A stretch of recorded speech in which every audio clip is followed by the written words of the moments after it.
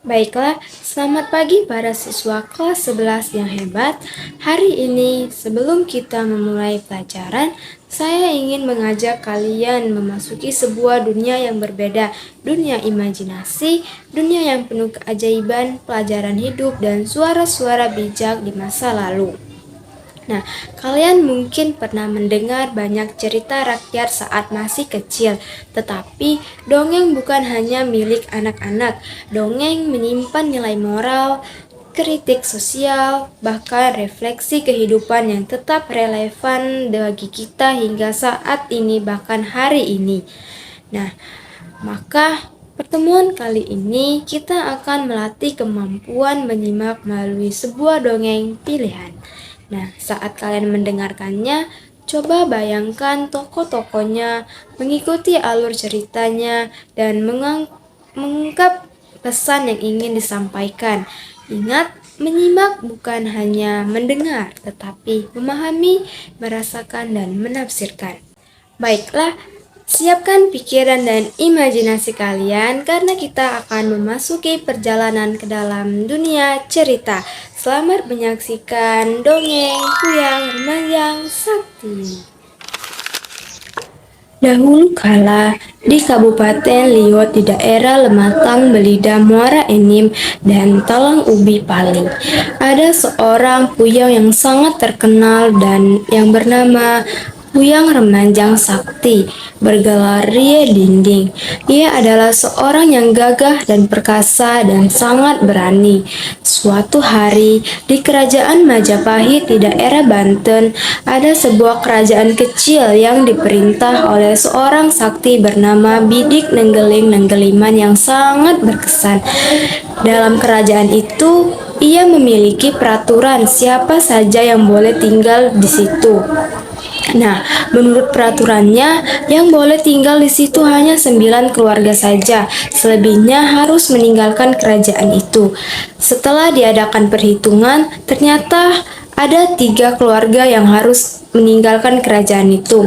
Yang pertama yaitu ada Serampu Sakti beserta istri, yang kedua Serampu Samad beserta istri, dan yang ketiga Senang Hati beserta istri. Nah, setelah pergi dari kerajaan itu, sampailah Puyang Serampu Sakti di suatu tempat. Karena tempat itu terlihat nyaman dan bersih, maka diberinyalah nama Belimbing.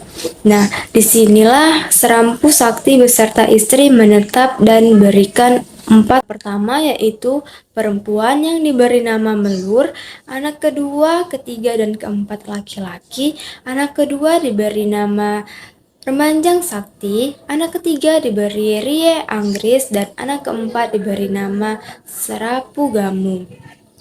Pada waktu itu, Remanjang Sakti terkenal sangat sakti, garang, dan kuat sampai ke penjuru sungai Batang sehari 9. Pada waktu itu, di Batang Hari 9 terkenal suatu kerajaan disebut Kerajaan Batang Hari 9. Pada masa kejayaannya, Remanjang Sakti menyusuri sungai Batang Hari 9 dan terkenallah ia di daerah itu. Remanjang Sakti gemar berkelahi untuk membela kebenaran, berani menentang kezoliman dan menegakkan keadilan serta taat beribadah.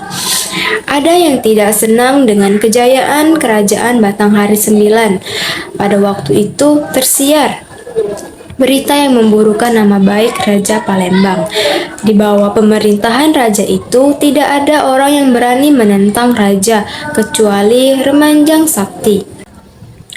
Pada suatu hari, Raja Palembang ditimpa malapetaka. Rakyatnya kacau balau, ada yang bersembunyi, ada yang mengabdikan diri, dan ada yang masuk ke dalam gua. Sebab itu di sana ada penyakit. Penyakit ini bernama Dandai. Dandai bisa membunuh dan memakan orang. Dandai tidak dapat dilawan. Kalau kamu melawan Dandai, kamu akan terkena penyakit jika tidak sakti.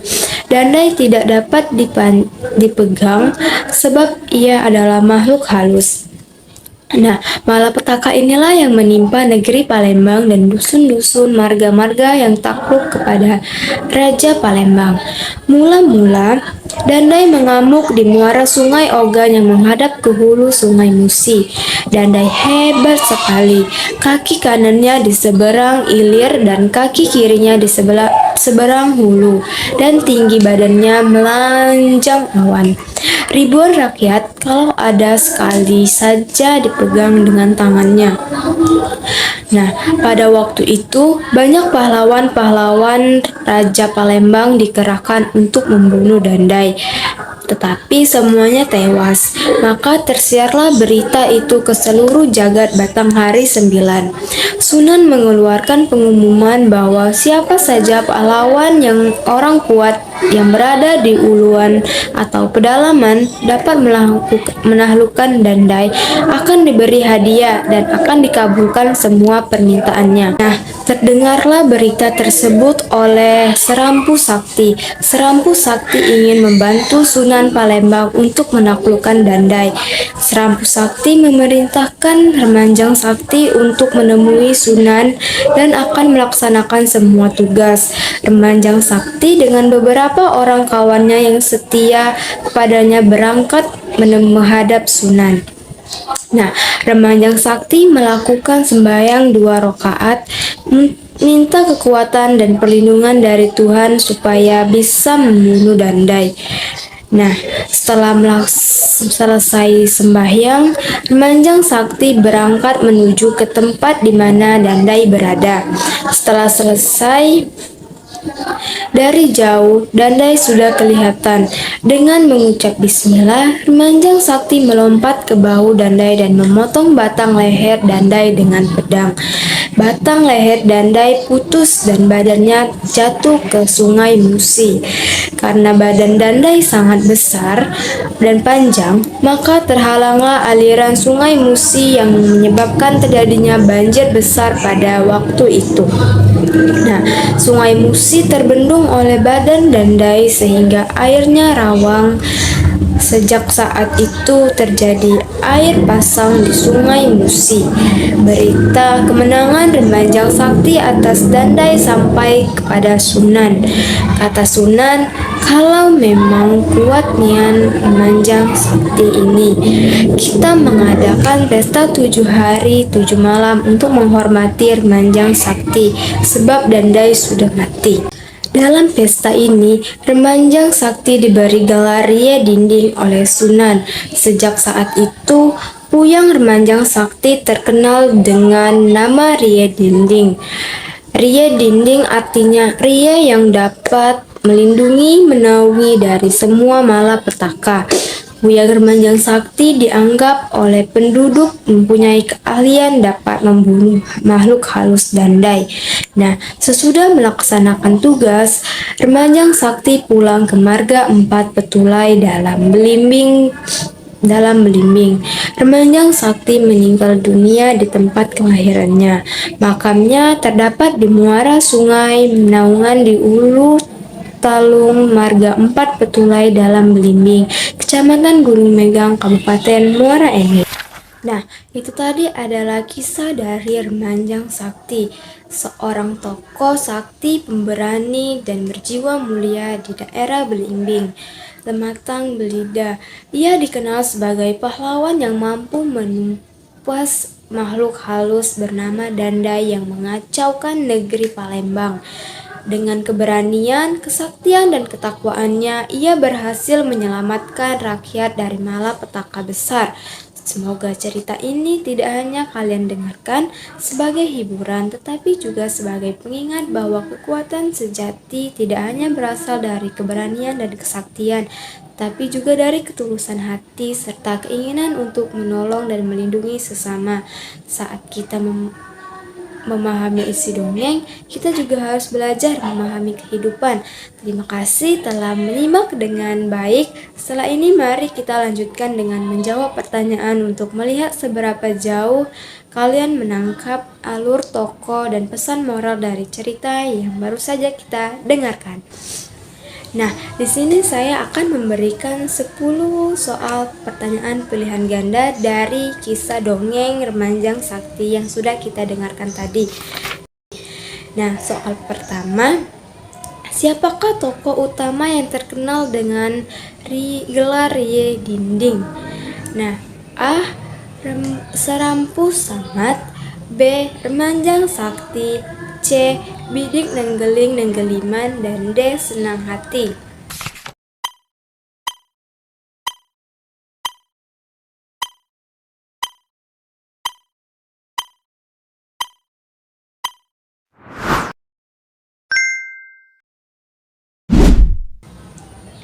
Selanjutnya soal yang kedua, mengapa 3 keluarga harus meninggalkan kerajaan kecil yang dipimpin Bidik Nenggeling Nenggeliman? A. Karena melanggar adat istiadat, B. Karena terjadi bencana alam, C. Karena jumlah keluarga harus hanya 9, D. Karena mereka ingin pindah.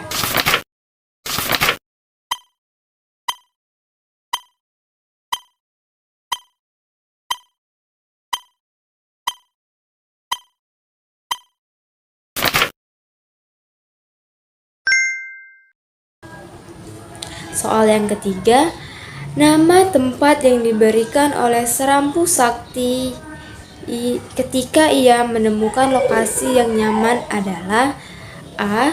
Belide, B. Batanghari, C. Belimbing, dan D. Talang Ubi.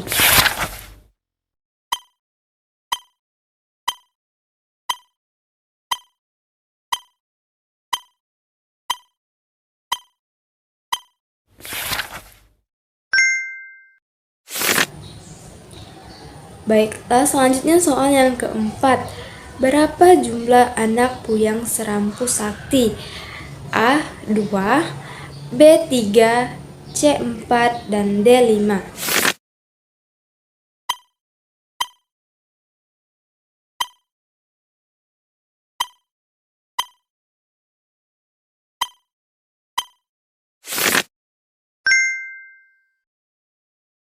Baiklah, selanjutnya soal nomor 5. Apa nama penyakit atau makhluk halus yang mengacaukan negeri Palembang? A. Dandai, B. Riang Anggris, C. Gong Sakti, dan D. Batang Sembilan.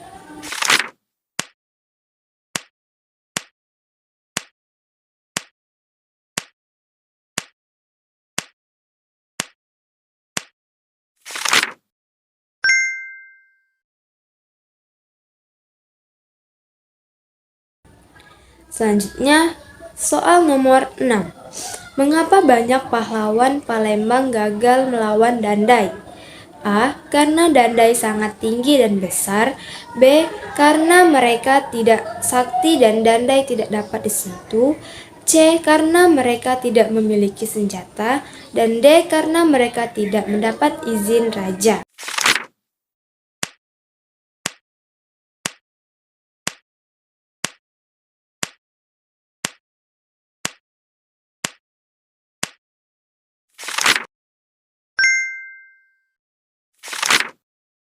Selanjutnya, soal yang ketujuh.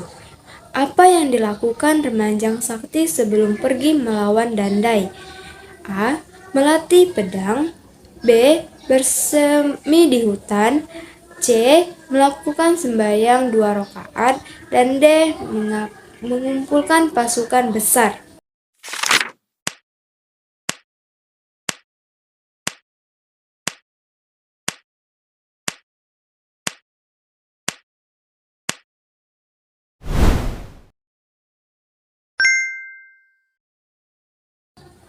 Baiklah, selanjutnya soal nomor 8.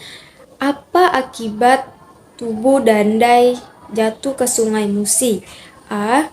Sungai jadi dangkal, B. Terjadi angin badai, C. Aliran sungai terhambat dan menimbulkan banjir besar, dan D. Muncul makhluk halus baru.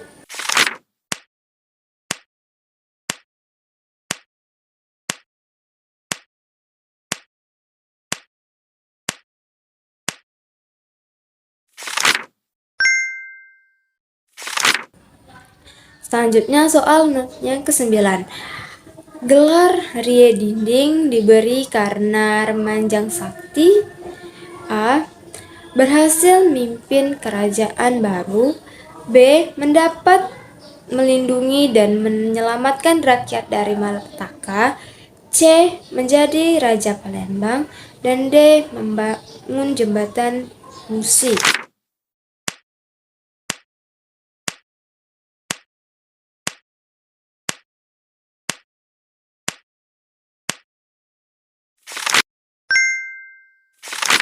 Soal yang terakhir yang ke-10 yaitu di mana makam Remanjang Sakti berada? A. Kalang Ubi. B. Batanghari 9. C. Muara Sungai Manau Marga 4 Petulai dalam Belimbing. Dan D. Muara Sungai Ogan.